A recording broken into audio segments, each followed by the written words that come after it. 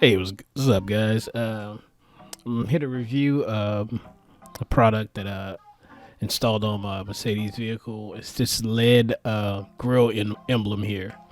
So I like the fact that it's chrome uh, and it is illuminated. I mean, you won't really see it in the daytime.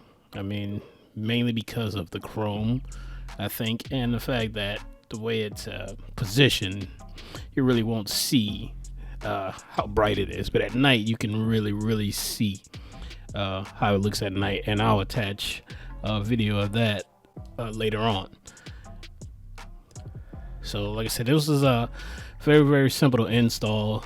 With this particular grill, all I had to do is just stick it in and turn it, and it locks into place. The wire that it came with, I just ran it, really snug up and through the engine bay there, and I just got me a little connector and I connected to the fuse box. So that's pretty much all I had to do, and I chose a fuse that it only comes on when the car starts up.